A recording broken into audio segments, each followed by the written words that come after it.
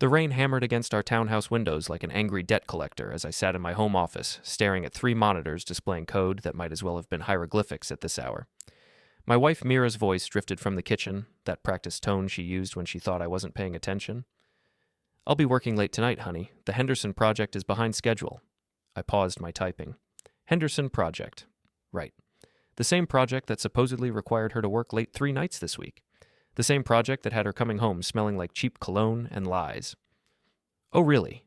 I called back, my fingers already moving to minimize my work screens and open the folder I'd labeled Marriage Maintenance. Inside were screenshots, phone records, and enough evidence to make a divorce attorney weep with joy.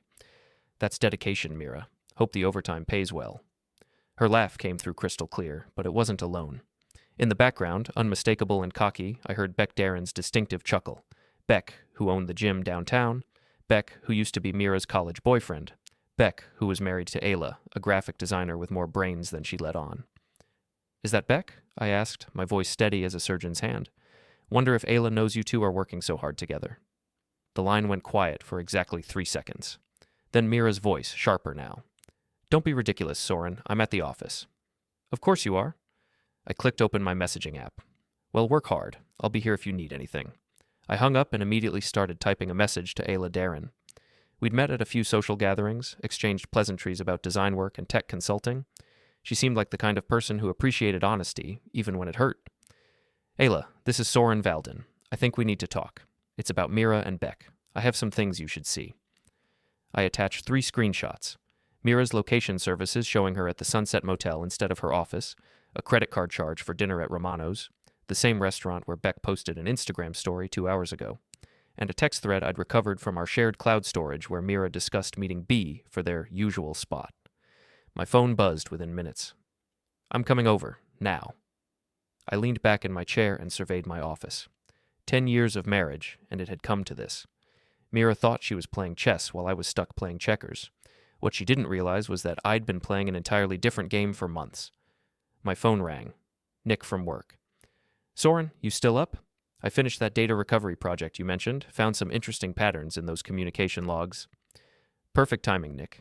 Send everything to my personal email. And Nick, thanks for keeping this between us." No problem, man. Hope you're doing okay." If only he knew. I was doing better than okay. I was doing what I should have done 6 months ago when I first noticed Mira's sudden interest in fitness consultations and project management seminars. The doorbell rang at exactly 9:47 p.m.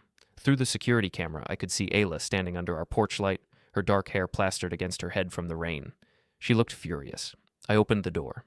"Come in. Coffee?" "Skip the pleasantries, Soren. Show me what you have." I led her to my office and gestured to the chair across from my desk.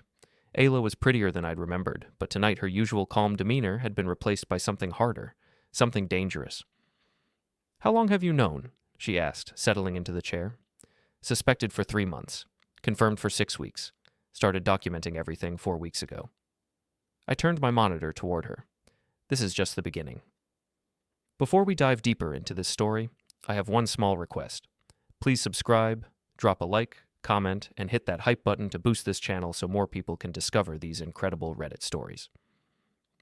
The folder contained 47 pieces of evidence: hotel receipts, restaurant charges, location data, text messages, and even a few photos Beck had posted online that showed Mira's reflection in windows or mirrors. Nothing illegal about gathering evidence of your own wife's activities, especially when she was using joint credit cards and shared devices. Ayla studied each item with the focused intensity of someone examining architectural blueprints. When she finished, she looked up at me with eyes that could have frozen the Atlantic. "He thinks I'm stupid," she said quietly. "All those late nights at the gym, all those new clients who needed special attention. I found a spare phone in his gym bag last week. Thought about going through it, but I wanted to trust him." "Trust is overrated," I said. "Evidence is forever." She smiled, but it wasn't a pleasant expression. "What did you have in mind?" "Complete social and financial destruction. Legal, thorough, and public enough that they'll never live it down in this town." "I'm listening." I pulled out a legal pad where I'd been sketching plans for weeks. "Mira thinks she's clever, but she's been sloppy. Every lie she's told, every excuse she's made, every place she's been, it's all documented. Beck's even worse. He's been posting their locations on social media without realizing it." "What do you need from me?" "Access to Beck's spare phone, photos of any evidence you found, And most importantly, your willingness to coordinate our response so they can't play us against each other. Ayla reached into her purse and pulled out a silver phone I didn't recognize. Is this what you mean? I stared at the device. You already went through it. 3 days ago. There are messages on here that would make a sailor blush. Videos too. Nothing explicit, but plenty of evidence about their plans, their timeline, even their opinions about us. My hands were steady as I took the phone, but inside, something cold and calculating had taken over. This wasn't just about revenge anymore. This was about justice. Ayla, I think we're going to work very well together. She stood up and extended her hand. Partners? I shook it. Partners. The front door slammed open downstairs. Soren? Soren, where are you? Mira's voice carried up the stairs with an edge of panic I hadn't heard in years.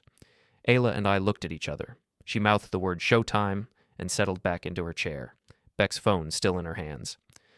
Up here, honey, I called down. In the office. We have company. The sound of Mira's heels on our hardwood stairs was rapid, staccato, like gunfire. When she appeared in the doorway, her hair was disheveled, her makeup slightly smudged, and her blouse was buttoned wrong. She froze when she saw Ayla. What's going on here? Mira demanded, her eyes darting between us. Just comparing notes, I said calmly. Ayla and I were discussing some interesting patterns we've noticed lately. Work schedules, travel habits, communication preferences. Mira's face went pale. Soren, whatever you think you know. I don't think anything, Mira. I know everything. I gestured to my computer screen, which displayed a timeline I'd created showing her actual locations versus her claimed whereabouts for the past month. For instance, I know that 3 hours ago, you told me you were at the office working on the Henderson project. But your phone's GPS shows you were at the Sunset Motel, room 237, to be specific. That's impossible. You don't have access to my shared Apple account, Ayla interrupted, holding up Beck's phone. Amazing what people forget about when they're busy lying to their spouses. Beck made the same mistake. Mira's eyes fixed on the device in Ayla's hands. That's Beck's phone. His spare phone, Ayla corrected. The one he's been using to coordinate your little romantic getaways. Would you like me to read some of the messages? They're quite creative. Let's talk, Mira said quickly, moving toward me. Alone. Actually, I think we're past the private conversation stage, I replied. Ayla and I have been having a fascinating discussion about partnership, honesty, and consequences. You should stay and listen. You might learn something. Mira looked around the room like a trapped animal. This is ridiculous. You're both overreacting to... To what? I stood up and walked to my filing cabinet.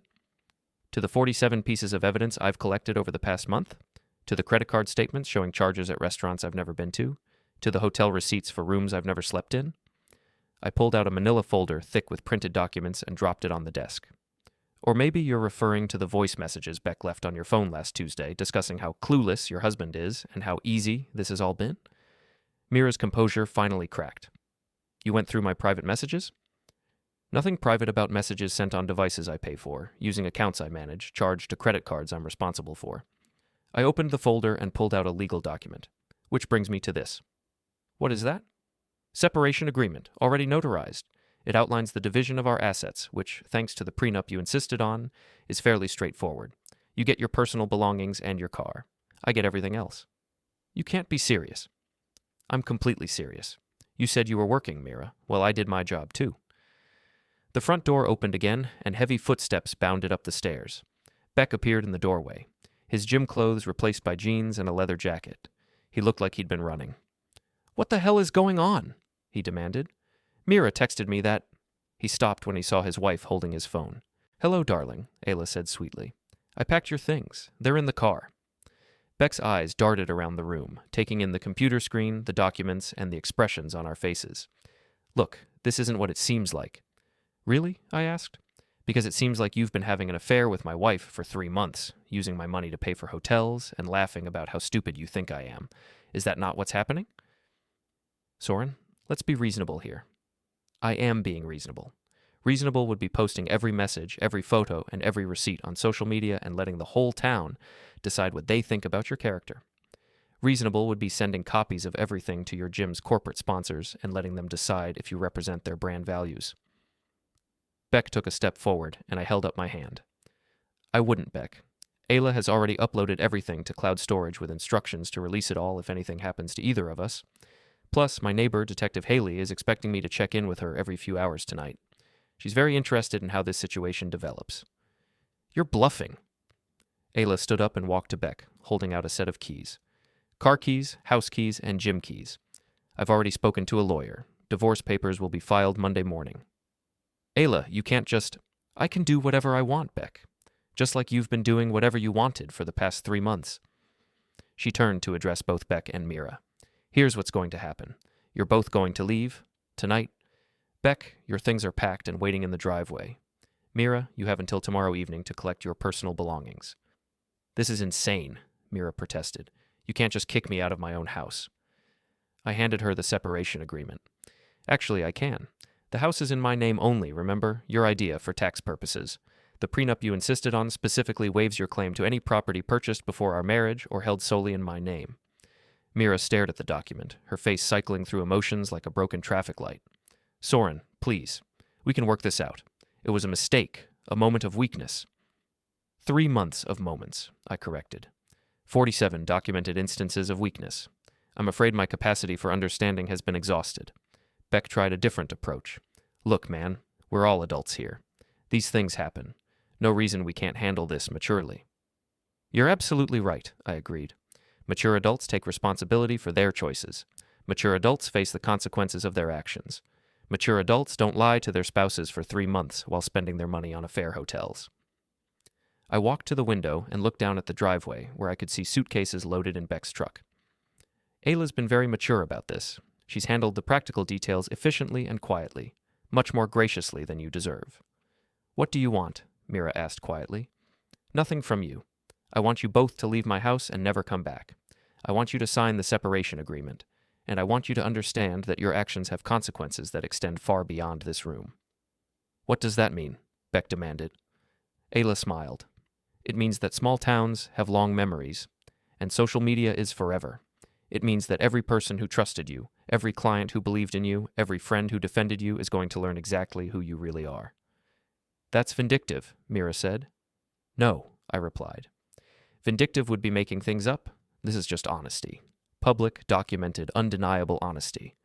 Beck grabbed Mira's arm. Come on, let's get out of here. Mira shook him off and looked at me one last time. I never meant for it to happen this way. But you meant for it to happen, I said. That's the only part that matters. They left together, Beck's footsteps heavy on the stairs, Mira's heels clicking rapidly behind him. The front door slammed, and through the window, I watched them argue beside Beck's truck before driving away into the rain. Ayla and I stood in silence for several minutes, listening to the storm outside. How do you feel? She asked finally. Like I've been holding my breath for 3 months and can finally exhale. I looked at her. How about you? Like I want to make sure they never forget this night. Phase 1 complete, then. What's Phase 2? I smiled and opened a new folder on my computer labeled Social Consequences. Now we make sure the whole town knows exactly what kind of people they really are. The next morning brought crisp October air and the kind of clarity that only comes after a storm. I sat in my office at Pinnacle Tech Solutions, watching emails populate my inbox while sipping coffee that actually tasted good for the first time in months. My phone buzzed with a text from Ayla. Coffee? I have ideas. We met at Grind Coffee on Harbor Street, a place where half the town conducted their morning business and the other half eavesdropped on it. Ayla arrived looking polished and determined, carrying a leather portfolio that suggested she'd been busy. Sleep well? She asked, sliding into the booth across from me. Better than I have in months. You? Like a baby with a very detailed plan for social restructuring. She opened her portfolio and pulled out what looked like a military campaign strategy. I've been thinking about our conversation last night. And? We need to be systematic, surgical. If we just dump everything at once, people will feel sorry for them. But if we let the information surface naturally, through the right channels, at the right pace, I leaned forward. Go on. Beck's gym depends on corporate sponsorships and community reputation. Mira's job requires client trust and professional credibility. They've built their lives on other people's good opinions. So we let those people form their own opinions based on facts. Exactly. She pulled out her phone and showed me a series of screenshots. I spent the morning reviewing Beck's social media history. He's been posting photos from restaurants, hotels, and events for months. I cross-referenced them with Mira's location data from your timeline. The pattern was unmistakable. Every time Mira claimed to be working late, Beck had posted from the same general area. Every business trip Mira took, Beck had coincidentally been visiting clients in the same city. This is brilliant, I admitted. But how do we get it out there without looking vindictive? Ayla's smile was sharp as a blade. We don't release it. We let other people discover it. She explained her strategy over the next hour. Rather than confronting Beck and Mira's friends directly, we would provide just enough information to the right people and let natural curiosity do the rest. Gina Martinez, Mira's best friend and the town's most efficient gossip network, would receive an anonymous tip about concerning patterns in social media posts. Rafe Sullivan, who tended bar at Murphy's Pub and knew everyone's business, would overhear a conversation about interesting coincidences in local check-ins. What about their families? I asked. Beck's parents run the hardware store. Very traditional, very Catholic. They believe marriage is sacred. Ayla's expression darkened. They're going to be devastated when they learn their son destroyed 2 marriages. And Mira's family? Her sister Jennifer works at the bank. Her brother Tom is a teacher. Both very concerned about reputation and community standing. I felt a twinge of something that might have been guilt, but it passed quickly. Mira and Beck had made their choices. They'd gambled with other people's trust and lost. My phone rang. Mira. I showed the screen to Ayla, who nodded encouragingly. Hello, Mira. Soren, we need to talk. What happened last night was emotional. We're all adults here. Surely we can work something out. I'm listening. I made a mistake. A terrible mistake. But throwing away 10 years of marriage over a momentary lapse in judgment seems extreme. Momentary lapse, I repeated, loud enough for the other coffee shop patrons to hear. Is that what we're calling 3 months of systematic deception? Several heads turned in our direction. Ayla pulled out her phone and started typing. Please, Mira continued, can we meet somewhere private and discuss this rationally? Mira, I think we've moved past the private discussion phase. You made your choices very publicly. Restaurants, hotels, social media posts. I don't see why the consequences should be private. What does that mean? It means that actions have consequences. It means that trust, once broken, can't be repaired with a conversation. It means that I'm done protecting your reputation at the expense of my dignity. I hung up and looked at Ayla. She's panicking. Good. Panic leads to mistakes. As if summoned by our conversation, Gina Martinez appeared at our table. She was a petite woman with sharp eyes and the kind of smile that suggested she knew everyone's secrets. Soren, I heard about you and Mira. I'm so sorry, honey. I hadn't told anyone about the separation yet, which meant Mira had been making calls. Thank you, Gina. These things happen. Well, I just want you to know that some of us saw this coming. The way she's been acting lately, all those late nights and mysterious appointments. Gina leaned closer, her voice dropping to a conspiratorial whisper. And Beck Derron. That man has been trouble since high school. Ayla looked up from her phone with perfectly feigned surprise. Beck Derron? What does he have to do with anything? Oh, honey, you don't know? They've been carrying on for months. Meeting at that motel out on Route 9, having dinners at Romano's, even took a weekend trip to Boston together. That's terrible, Ayla said, her acting skills impressive. His poor wife. That's what I said. Ayla seems like such a nice girl. Someone should tell her what's going on. I'm sure she'll find out eventually, I said. The truth usually does come out. Gina nodded sagely. Oh, it always does. Always. After she left, Ayla and I exchanged glances. Phase 2 initiated, she said. How long before the whole town knows? Gina's already texting. I'd say 6 hours, maximum. My phone buzzed with a message from Nick. Finished analyzing those communication patterns? Want to grab lunch and go over the results? Perfect timing, I muttered. We met Nick at Anchor Point, a waterfront restaurant where the lunch crowd consisted mainly of business people and tourists. Nick had brought his laptop and a folder full of printouts that looked like something from a forensics lab. This is fascinating stuff, he said, spreading the documents across our table. Your wife and this Beck guy have been incredibly careless with their digital footprints. How so? Location services, credit card patterns, social media cross-references, even shared Wi-Fi networks. It's like they wanted to get caught. Nick pulled up a map on his laptop showing movement patterns over the past 3 months. Look at this. Every time your wife claimed to be at a work function, she was actually within 100 yards of Beck's location.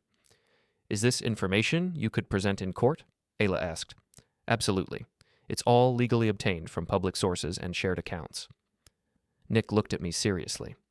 Soren, if you're thinking about divorce proceedings, this data would be very compelling to a judge. What about professional consequences? I asked. If this information became public, what would happen to someone in Mira's position? Nick considered the question. Project managers need client trust. If there were questions about her judgment, her honesty, her reliability, most firms would distance themselves pretty quickly. And someone like Beck, who depends on community reputation? Small business owners live and perish by word of mouth. A scandal like this could destroy years of relationship building. Ayla and I spent the rest of lunch reviewing Nick's analysis and refining our strategy. By the time we left the restaurant, we had a timeline, a target list, and a distribution plan that would ensure maximum impact with minimum legal exposure. That evening, I sat in Murphy's pub, nursing a beer and listening to Rafe Sullivan hold court behind the bar. Rafe was a mountain of a man with arms like tree trunks and a voice that carried across 3 counties. He was also the most connected person in town, with friends in every business, every neighborhood, and every social circle. "Soren," he called when he saw me. "Heard you're having some domestic troubles. Need someone to talk to?" I approached the bar, where a small crowd of regulars had gathered for their nightly dose of local news and gossip. "Just trying to make sense of it all, Rafe. 10 years of marriage, and I thought I knew her." "That's the thing about people," said Eddie Morrison, a plumber who'd been drinking at Murphy's since before I moved to town. "You never really know what they're capable of until they show you." "True enough," I agreed. Although in this case, the signs were there, I just didn't want to see them. "What kind of signs?" asked Patricia Wells, who taught at the elementary school and knew everyone's children. "Oh, the usual. Working late, mysterious phone calls, new interest in fitness." I took a sip of beer. Turns out she was getting her exercise at the Sunset Motel with Beck Derron. The conversation stopped. Every person at the bar turned to look at me. "Beck Derron?" Rafe's voice carried a note of disbelief. "The gym guy?" "The married gym guy," I corrected. Apparently they've been meeting regularly for months. Hotels, restaurants, weekend trips. Very thorough in their deception. "That son of a..." Eddie caught himself and glanced at Patricia. "Sorry, Pat, but that's just wrong. Beck's got a wife of his own." "Ayla," Patricia said quietly. "Sweet girl. Does graphic design work? I can't believe she doesn't know." "Oh, she knows," I said. "Found out yesterday. She's handling it about as well as you'd expect." Rafe leaned across the bar, his expression serious. "Soren, I'm sorry this happened to you, both of you. Beck and Mira made their choices, but they dragged innocent people into their mess." "That's what bothers me most," I said. "It wasn't just about them. They involved all of us, their spouses, their families, their friends, everyone who trusted them, everyone who defended them, everyone who believed in them." "What are you going to do?" Eddie asked. "What can I do? File for divorce, divide the assets, try to rebuild." I finished my beer and stood up. "But I'll tell you one thing. I'm done protecting people who won't protect me." As I left the pub, I could hear the conversation exploding behind me. By morning, every person in town would know about Beck and Mira's affair. By afternoon, the story would have grown legs and started running. My phone buzzed with a text from Ayla. "Beck's been calling all evening. 17 missed calls. I think word is getting out." I smiled and typed back, "Phase 3 begins tomorrow." The next morning brought the kind of chaos that only small-town gossip can generate. My phone had been buzzing since 6 a.m. with calls from friends, acquaintances, and people I barely knew, all wanting to express their sympathy and share what they'd heard around town. I was reviewing quarterly reports in my office when my assistant knocked on my door. "Soren? There's a woman here to see you. Says it's urgent." Jennifer Walsh, Mira's younger sister, stood in my reception area looking like she'd been crying. Jennifer worked at First National Bank and had always been the responsible one in Mira's family. "Soren, thank God you're here. I need to talk to you about Mira." I led her to my office and closed the door. "What's on your mind, Jennifer?" "Is it true? What people are saying about her and Beck Derron?" I studied her face. Jennifer had always been direct. Never one for games or manipulation. She deserved honesty. "Yes, it's true. I have documentation going back 3 months." She closed her eyes and took a deep breath. "Our parents don't know yet. They're going to be devastated." "I'm sorry, Jennifer. I really am." "What happened? I mean, I know Mira could be difficult, but this? Destroying her marriage? Breaking up another family? I wish I could explain it. All I know is that she made choices, and now we all have to live with the consequences." Jennifer was quiet for several minutes. When she finally spoke, her voice was steady but sad. "The bank received a call this morning. Someone asking about Mira's employment history, her character references. They said they were considering her for a position, but they'd heard some concerning rumors." "What did you tell them?" "Nothing. It's not my department, and I wouldn't discuss family business at work anyway. But Soren, if this gets out publicly, if it becomes a scandal..." It already is a scandal, Jennifer. The question is how far it spreads and how much damage it does. She looked at me with an expression I couldn't quite read. Are you behind this? The rumors, the phone calls?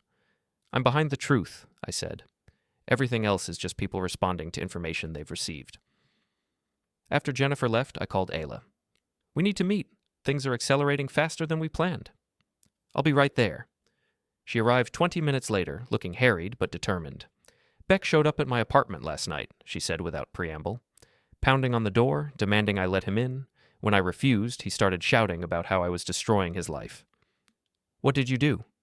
Called the police. Told them my estranged husband was creating a disturbance and I felt unsafe.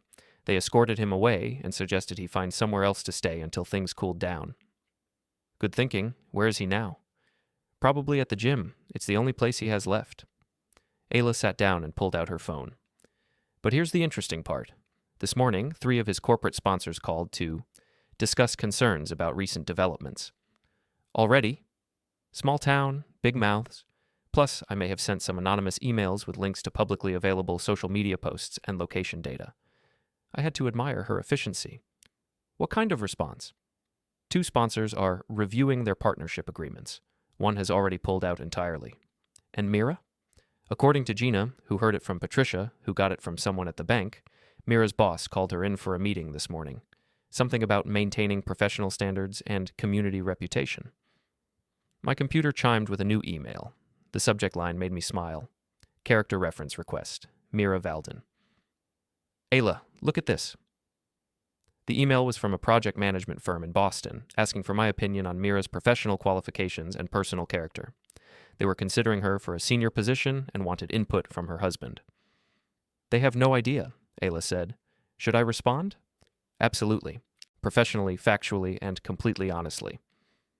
I spent the next hour crafting a response that detailed Mira's technical qualifications while noting recent concerns about judgment, reliability, and ethical standards that might impact client relationships. I included no personal details, no accusations, just a professional assessment based on recent observations. After sending the email, I felt a strange sense of completion. For months, I'd been protecting Mira's reputation while she destroyed our marriage. Now finally, her actions were catching up with her. My phone rang. Mira. Soren, what have you done? Good morning, Mira. I've had a productive day so far. How about you? Don't play games with me. Someone's been spreading lies about me around town. My boss wants to see me this afternoon. I got a call from a potential employer saying they'd received concerning information about my character. That sounds stressful. Have you considered that maybe people are just paying attention to your behavior? This is you, isn't it? You and that vindictive witch Ayla. Careful, Mira. Ayla's been nothing but gracious under circumstances that would break most people. She's trying to destroy Beck's business. Beck's destroying his own business. Ayla's just not helping him cover it up anymore. You can't do this. I'll fight back. I'll hire a lawyer, file a restraining order, claim harassment. Feel free. I'm sure a judge would be very interested in reviewing the evidence that led to our separation, all 47 pieces of it. The line went quiet for a long moment. What do you want? She finally asked. I want you to face the consequences of your choices. I want you to understand that actions have results. I want you to stop pretending you're the victim in a situation you created. And then what? You'll call off your campaign? Mira, there is no campaign. There's just truth and people's natural response to it. You made your choices publicly, using social media, credit cards, and location services that left a digital trail anyone could follow. I didn't create that evidence. You did. This isn't over. Yes, it is. You just haven't accepted it yet.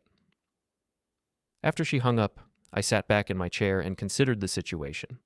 In less than 48 hours, Mira and Beck had gone from thinking they were clever to realizing they were exposed. The town was talking, their families were asking questions, and their professional lives were under scrutiny. But I wasn't finished yet. That evening, I drove to Beck's gym. Fit Life Fitness was located in a converted warehouse near the waterfront, with floor-to-ceiling windows that showcased expensive equipment and motivational posters. Beck had built the business over 5 years, starting with basic equipment and gradually adding services, classes, and corporate partnerships. Through the windows, I could see Beck talking animatedly with someone I didn't recognize. His body language suggested desperation, hands moving constantly, leaning forward, the posture of someone trying to convince rather than inform. I parked across the street and called Rafe. Soren, how are you holding up, buddy? Better every day. Listen, I'm sitting outside Beck's gym, and he seems to be having an intense conversation with someone. Any idea what that might be about? Oh, that's probably Jim Morrison from Morrison Insurance. They sponsor Beck's youth programs. Word is, they're reconsidering their partnership. Really? Why would they do that? Come on, Soren. You know how this town works. Parents don't want their kids associated with someone who breaks up marriages. Bad for the family values image. That's unfortunate for Beck. He made his bed, Rafe said simply. Speaking of which, you should come by the pub tonight. Half the town wants to buy you a drink and tell you how sorry they are about Mira. I might do that. As I watched, the conversation in the gym ended with Jim Morrison shaking his head and walking toward the exit. Beck followed him, clearly agitated, but Jim kept walking without looking back. My phone buzzed with a text from Ayla. Beck's landlord just called him. Someone complained about disruptive behavior and negative community impact. They're reviewing his lease. I smiled and started my car. Phase 4 was proceeding exactly as planned. An hour later, I was at Murphy's Pub, surrounded by people who wanted to share their opinions about loyalty, marriage, and community standards. The conversation was enlightening. I never liked that Beck fellow, said Eddie Morrison. Too smooth, you know? Always seemed like he was selling something. And Mira, added Patricia Wells, she always acted like she was better than everyone else, like the rules didn't apply to her. That's what I don't understand, said Tom Bradley, who owned the hardware store. They had good lives, good marriages. Why throw it all away for a cheap thrill? Some people, Rafe said philosophically, think they're smarter than everyone else, think they can have their cake and eat it too. Then reality comes along and teaches them different. The thing that gets me, said a voice from the back of the group, is how they dragged innocent people into their mess. Soren and Ayla didn't deserve this. I looked around at the faces surrounding me, people I'd known for years, neighbors, acquaintances, fellow members of a community that valued honesty and loyalty. They weren't just offering sympathy, they were taking sides. I appreciate all the support, I said. Really, but I don't want anyone to think this is about revenge or punishment. It's about truth. It's about not protecting people who won't protect the people who trust them. Damn right, Eddie said, raising his beer. To the truth. To the truth, the group echoed. As I drove home that night, I reflected on how quickly everything had changed. 3 days ago, Mira and Beck thought they were getting away with their deception. Now they were facing social, professional, and financial consequences that would follow them for years. But I wasn't done yet. Tomorrow, the real reckoning would begin. Saturday morning arrived with the crisp clarity of October in Maine, and with it came the Fall Harbor Festival, an annual celebration that drew half the county to our downtown waterfront. Local businesses set up booths, families brought children for pumpkin carving and hayrides, and everyone who mattered in our small community would be there, including Beck and Mira. I met Ayla at Grind Coffee before the festival opened, both of us carrying the nervous energy of people about to execute a carefully planned operation. Are you ready for this? She asked, stirring her coffee with mechanical precision. I've been ready for months. The question is whether they'll show up. They'll show up? Beck's too proud to hide, and Mira's too stubborn to back down? She was right. Through the coffee shop window, I could see Beck setting up a booth for his gym, arranging promotional materials, and talking to potential clients with the desperate enthusiasm of a man whose business was collapsing. Mira stood nearby, wearing sunglasses despite the overcast sky, and checking her phone constantly. They're trying to act normal, Ayla observed. Normal ended 3 days ago. Now they're just going through the motions. We finished our coffee and walked toward the festival grounds, where dozens of booths lined Harbor Street and families were already gathering for the day's activities. The atmosphere was festive, but I could feel the undercurrent of tension that comes when a community is processing scandal. Soren, Gina Martinez appeared at my elbow, practically vibrating with excitement. I can't believe they had the nerve to show up here. People have to make a living, Gina. But after what they did, after the way they've embarrassed themselves and their families. She lowered her voice conspiratorially. I heard Beck lost 3 sponsors this week, and Mira's boss is making her take administrative leave while they review her conduct. Where did you hear that? Jennifer told Patricia, who mentioned it to Rafe, who shared it with anyone who'd listen. Gina's eyes gleamed with the satisfaction of someone who'd been proven right about her suspicions. The whole town's talking about it. As if summoned by our conversation, Beck appeared beside his booth, scanning the crowd until his eyes locked on mine. For a moment, we stared at each other across 30 feet of festival-goers and food vendors. Then he started walking toward us. Here we go? Ayla murmured.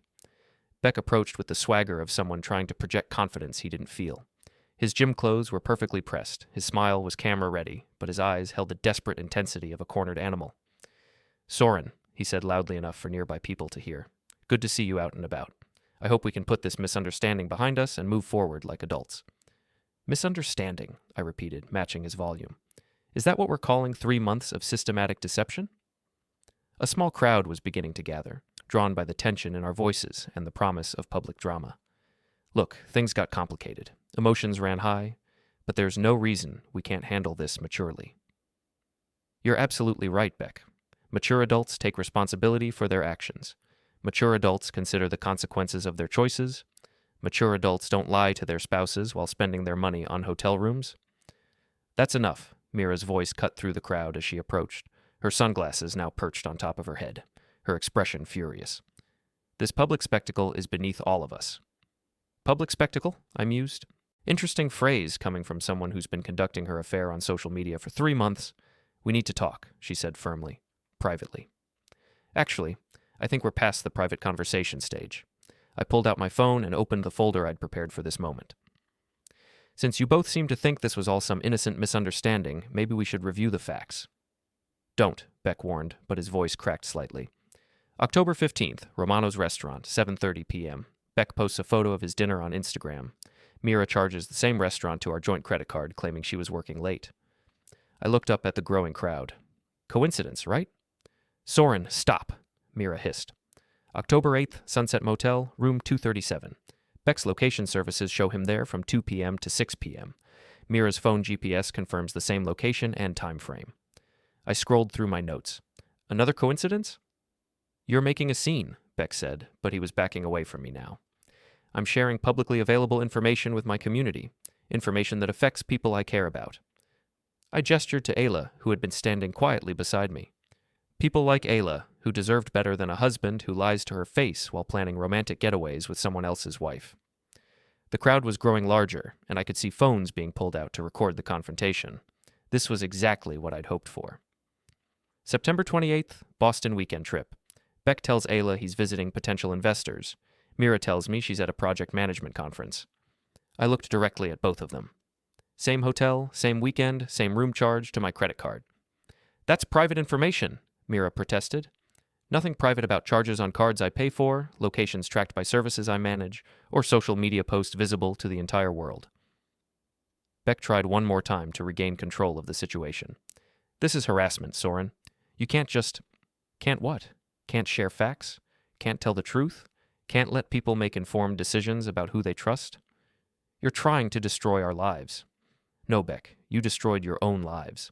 I'm just not helping you cover it up anymore. The crowd murmured agreement, and I could see the shift in public opinion happening in real time. These were people who valued honesty, loyalty, and community. Beck and Mira had violated all three. This isn't over, Mira said, her voice shaking with rage. Yes, it is. You just haven't accepted it yet. As they turned to leave, I called out one final comment. Oh, and Beck, you might want to check your voicemail. I think your landlord has been trying to reach you. The crowd watched them retreat, and I could feel the atmosphere shift from tension to satisfaction. Justice, in the form of public accountability, had been served, but then something unexpected happened. Excuse me, a voice called from the edge of the crowd. Are you Soren Valden? I turned to see a well-dressed man in his 50s approaching, flanked by a woman with a legal pad and a serious expression. Yes, I am. My name is Robert Chen. I'm the Regional Director for Pinnacle Project Solutions. I believe you know one of our employees, Mira Valden? The crowd went silent. This was not part of my plan. I know her, yes. We've been receiving some concerning reports about her conduct, both professional and personal. Given the nature of our business and our reputation in the community, we take these matters very seriously. I glanced at Ayla, who looked as surprised as I felt. I see, I said carefully. We were hoping you might be willing to provide some context about these allegations. As her husband, you would have insight into her character and reliability. The irony was perfect. Here was Mira's boss, asking me to evaluate her professional fitness at the exact moment her personal conduct was being exposed to half the town. Mr. Chen, I think recent events speak for themselves. Mira has demonstrated a pattern of deception, poor judgment, and disregard for the people who trust her. Whether that affects her professional capabilities is something you'll have to determine. Chen nodded grimly.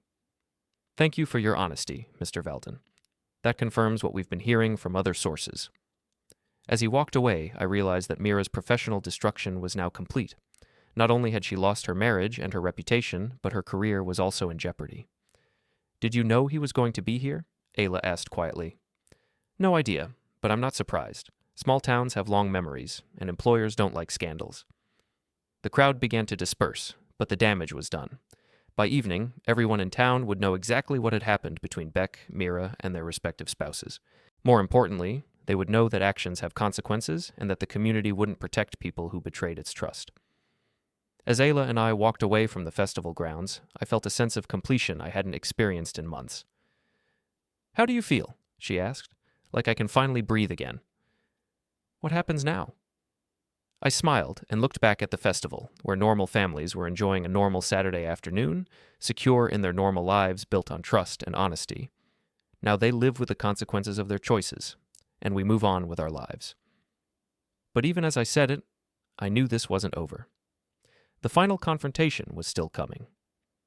The following Tuesday brought an unseasonably warm afternoon and the kind of restless energy that precedes a thunderstorm. I was reviewing client proposals in my office when my assistant knocked on the door. Soren, there's a situation developing outside. You might want to see this.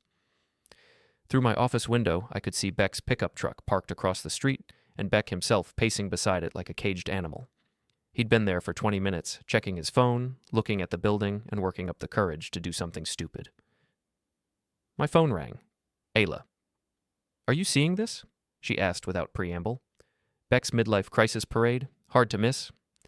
He's been calling me all morning, leaving messages about how we need to work together to fix the situation. Apparently his gym is closing. When? End of the month. Lost too many sponsors, too many members. The landlord isn't renewing his lease. I watched Beck kick his truck tire in frustration. What about Mira? Fired yesterday, officially for conduct incompatible with company values. Unofficially because 3 clients specifically requested she be removed from their accounts. So they're both unemployed and desperate, which makes them dangerous. As if to prove her point, Beck stopped pacing and started walking toward my building with the determined stride of someone who'd finally made a decision. He's coming up, I told Ayla. Want to listen in? Absolutely.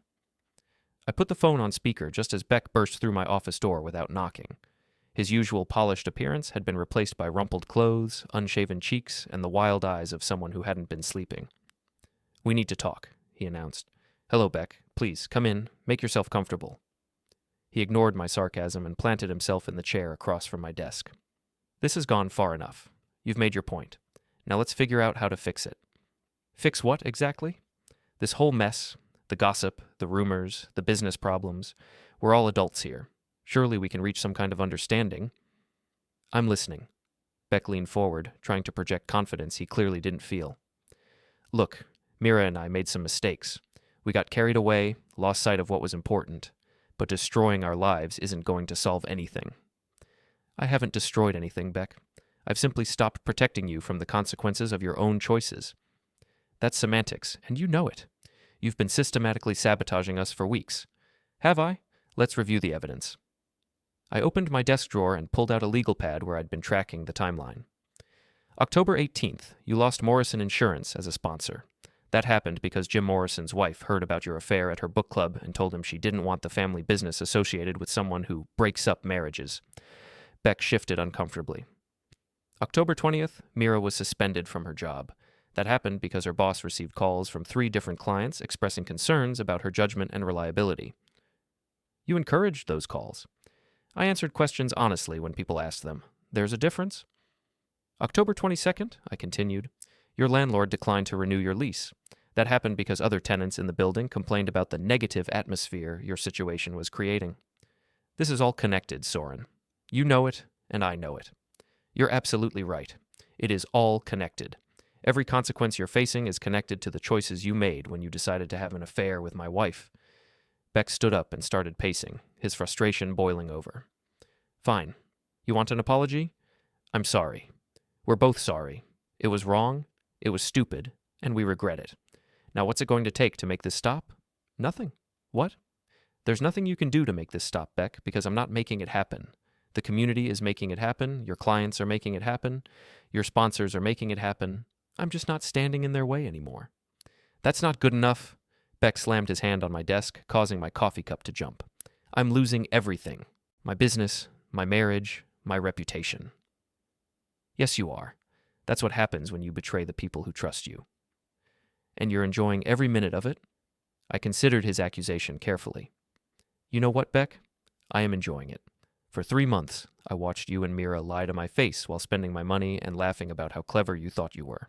For 3 months, I protected your secret and enabled your deception. So yes, I'm enjoying watching you face the consequences of your actions. Beck's face turned red. You self-righteous. Careful, I warned. Ayla's listening to every word of this conversation. He looked around the office wildly, finally spotting my phone on the desk with its speaker light glowing. Hello, Beck. Ayla's voice came through clearly. How are you handling unemployment? You witch, you planned this whole thing. Actually, you planned it when you decided to cheat on me. Soren and I just decided to stop helping you cover it up. Beck grabbed for my phone, but I was faster, pulling it out of his reach. I wouldn't do that if I were you. Assault charges would just add to your problems. He stood there for a moment, breathing heavily, clearly struggling with the urge to do something violent. Finally, he seemed to deflate. What do you want? He asked quietly. I want you to understand that actions have consequences. I want you to accept responsibility for the choices you made, and I want you to leave my office and never contact me again. And if I don't, then the next time we meet, it won't be in private. It'll be in front of the whole town, with every piece of evidence I've collected, every witness I've interviewed, and every consequence you've tried to avoid. Beck looked at me with something approaching hatred. This isn't over. Yes, it is. You just haven't accepted it yet. After he left, I picked up my phone. Did you get all that? Every word, Ayla confirmed. He's completely unraveling. Good. How's Mira handling the unemployment? According to Gina, she's been calling everyone she knows, trying to find someone who'll hire her. No luck so far. Apparently, word has gotten around the professional community and her family. Jennifer told me their parents are devastated. They're talking about selling the house and moving to Florida to escape the embarrassment. I felt a brief twinge of sympathy for Mira's parents, who were decent people caught in their daughter's mess. But the feeling passed quickly. They'd raised her, shaped her values, and enabled her sense of entitlement for 35 years. Some consequences were generational. What's our next move? Ayla asked. We wait. They're both desperate now, which means they're going to make mistakes. When they do, we'll be ready. I didn't have to wait long. That evening, as I was leaving my office, I found Mira sitting in her car in the parking lot. She got out as I approached my vehicle, and I could see she'd been crying. Soren, please. We need to talk. I thought we'd covered everything. Not like this. Not with lawyers and accusations and public humiliation. She moved closer, and I could smell alcohol on her breath. We were married for 10 years. That has to count for something. It counted for everything, Mira, until you decided it counted for nothing. It was a mistake, a terrible, stupid mistake. But people make mistakes. People forgive mistakes. Some mistakes, yes, but not betrayal, not deception, not 3 months of systematic lying while spending my money to finance your affair. I'll make it up to you. I'll do whatever it takes. There's nothing you can do, Mira. The trust is gone. The respect is gone. The love is gone. There's nothing left to salvage. She grabbed my arm, her grip desperate. Don't say that. We can start over. We can move somewhere new. Leave all this behind. I'm not leaving. This is my home, my business, my community. You're the one who destroyed your place here. Then what? I just disappear? Start over with nothing? You start over with exactly what you brought to this situation. Your choices and their consequences. Mira's expression shifted from desperation to anger. You're going to regret this, Soren. Both of you. You think you've won, but this isn't over. Yes, it is. You just haven't accepted it yet. As I drove home that night, I reflected on how completely the situation had reversed itself. 3 weeks ago, Beck and Mira thought they were in control, cleverly managing their secret affair while maintaining their public lives. Now they were both unemployed, publicly disgraced, and facing social and financial ruin. But I knew they weren't finished yet. Desperate people do desperate things, and tomorrow would bring the final confrontation. I was ready for it. The next morning, I woke to find my front yard decorated with toilet paper and my mailbox knocked over. Spray painted on my driveway in red letters were the words liar and hypocrite. I smiled as I surveyed the damage. Amateur hour. I called the police to file a vandalism report, then called Ayla. They made their move, I told her. I see it. Beck's truck is parked at the end of your street. He's watching your house. Perfect. Phase 6 begins now. What's Phase 6? Complete and total public destruction. No mercy, no quarter, no possibility of recovery. I'm on my way over. By the time Ayla arrived, I had already called Detective Haley, my neighbor who worked for the city police department.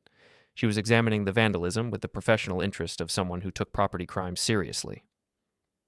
Any idea who might have done this? She asked. I have some theories, I said, glancing meaningfully at Beck's truck. Well, whoever it was, they're looking at charges for vandalism, trespassing, and destruction of property. Plus, if we can prove it was motivated by the ongoing domestic situation, we might be able to add harassment to the list. That would be unfortunate for them, Detective Haley nodded grimly. Very unfortunate, especially if they're already facing other legal problems. After she left, Ayla and I sat on my front porch, drinking coffee and watching Beck's truck at the end of the street. He's been there for 2 hours, she said. Good. Let him stew. By tonight, the whole town will know he's stalking me. What's the end game here, Soren? I looked at her seriously. Complete social exile.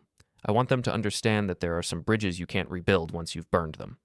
I want them to serve as an example to anyone else who thinks they can betray their community and get away with it. That's harsh. So was 3 months of systematic deception and public humiliation. As if summoned by our conversation, my phone rang. The caller ID showed a number I didn't recognize. Mr. Valden, this is Channel 8 News. We've received reports about a domestic dispute involving adultery and vandalism. Would you be willing to comment? I looked at Ayla, who nodded encouragingly. I'd be happy to comment. When would you like to meet? The news crew arrived that afternoon, just as the Fall Harbor Festival was winding down and people were heading home through my neighborhood. Perfect timing. The reporter, a sharp-eyed woman named Jessica Torres, set up her camera on my front lawn with the vandalized driveway clearly visible in the background. Mr. Valden, can you tell us about the situation that led to this vandalism? Certainly. My wife Mira and her former boyfriend Beck Derron have been conducting an affair for the past 3 months. When I discovered their deception and filed for separation, they began a campaign of harassment and intimidation designed to pressure me into protecting their reputations. What kind of evidence do you have of this affair? I handed her a folder containing printed screenshots, location data, and financial records. 47 documented instances of deception, including hotel receipts, restaurant charges, and social media posts that contradict their claimed whereabouts. And you believe they're responsible for the vandalism? The timing is suggestive. Last night, both Mr. Derron and my wife approached me separately, demanding that I stop sharing factual information about their conduct with members of our community. This morning, I woke up to find my property vandalized. Jessica Torres reviewed the documents with the practiced eye of someone who'd covered dozens of similar stories. This is quite comprehensive. Have you shared this information with others? I've answered questions honestly when people have asked them. I believe the community has a right to make informed decisions about who they trust. What's been the response? Mr. Derron has lost his business sponsors and his commercial lease. My wife has been terminated from her employment. Both are facing social consequences for their choices. Some people might say you're being vindictive. I'm being honest. There's a difference. Vindictive would be making things up. This is simply refusing to protect people who won't protect the people who trust them. The interview lasted 20 minutes, and by the time it was finished, a small crowd had gathered to watch. I recognized most of the faces, neighbors, acquaintances, people from the festival who'd witnessed yesterday's confrontation. As the news crew packed up their equipment, Beck's truck finally moved. Instead of driving away, however, it came straight toward my house. Beck parked in my driveway and got out, his face twisted with rage. Behind him, Mira emerged from the passenger seat, looking equally furious. You son of a... Beck started, but Jessica Torres stepped forward with her camera still rolling. Mr. Derron, I'm Jessica Torres from Channel 8 News. Would you like to comment on the allegations Mr. Valden has made about your conduct? Beck froze, suddenly aware that he was being recorded and that a crowd was watching. This is all lies, he said, but his voice lacked conviction. Soren's trying to destroy us because he can't handle the fact that his wife doesn't love him anymore. What about the documentary evidence? The hotel receipts, the location data, the social media posts? That's taken out of context. How so? Beck looked around wildly, realizing he was trapped. Anything he said would either confirm the affair or make him look like a liar on television. Mira tried to rescue him. This is a private family matter. It should be handled privately, not in the media. Mrs. Valden, your husband says you've been conducting an affair for 3 months. Is that true? This is harassment. Ma'am, I'm simply asking for your response to specific allegations. The crowd was growing larger, drawn by the spectacle of a live television interview about the town's biggest scandal. I could see phones being pulled out to record the confrontation. Are you denying the affair? Jessica Torres pressed. Mira looked at Beck, then at the crowd, then at the camera. Finally, she seemed to crack under the pressure. Fine. Yes, we had a relationship. But it wasn't some sordid affair. We're in love. We were trying to figure out how to handle the situation without hurting anyone. By lying to your spouses for 3 months? We were protecting them. From what? From the truth. The crowd murmured, and I could see the exact moment when Mira realized she'd just confessed to adultery on live television. Beck tried to salvage the situation. Look, these things happen. People fall in love. It's not a crime. What about the vandalism to Mr. Valden's property? What vandalism? Jessica Torres gestured to my driveway, where liar and hypocrite were still clearly visible in red spray paint. Someone vandalized his property last night. Do you know anything about that? No, Beck said, but his eyes darted away from the camera. Mr. Derron, witnesses report seeing your truck parked in this neighborhood late last night. Can you explain that? Beck's face went white. He hadn't realized anyone had seen him. I was just driving around, thinking. With spray paint? I don't know anything about spray paint.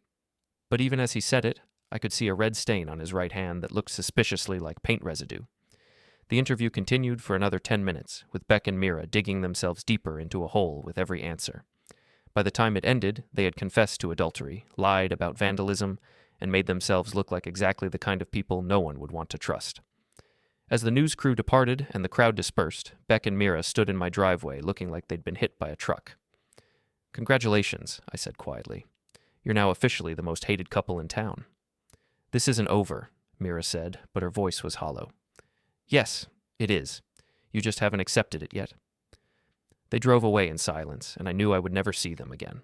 Not as a couple, not as residents of this town, not as people with any power to hurt me or anyone else. Ayla and I watched them disappear around the corner. How do you feel? She asked. Like I can finally breathe again. What happens now? Now they live with the consequences of their choices, and we get on with our lives. The next morning, I woke up to find my yard cleaned up, my mailbox repaired, and a dozen sympathy cards from neighbors who'd seen the news coverage. The spray paint had been scrubbed away, and someone had left a fresh pot of coffee on my doorstep. My phone was full of messages from friends, colleagues, and even strangers who wanted to express their support. The story had gone viral on social media, with hundreds of comments praising my handling of the situation and condemning Beck and Mira's behavior. But the most satisfying message came from Detective Haley. Arrested Beck Derron this morning for vandalism. Found spray paint in his truck that matches the residue on your driveway. He's looking at charges for property destruction, trespassing, and harassment. Thought you'd want to know. I smiled and deleted the message. Justice, it seemed, had many faces. That afternoon, Ayla and I met for coffee at Grind, where we'd planned our campaign 3 weeks earlier. The atmosphere was different now. Lighter, more relaxed, like the air after a thunderstorm. Any regrets? She asked. I thought about it carefully. None. They made their choices. They faced the consequences. The community responded appropriately. What about forgiveness? Moving on? Second chances? Some actions don't deserve forgiveness. Some bridges can't be rebuilt once they're burned. Some people need to serve as examples for others. That's harsh. So was betraying the trust of everyone who believed in them. We sat in comfortable silence for several minutes, watching the normal life of our small town flow around us. Families with children, elderly couples holding hands, teenagers laughing at shared jokes.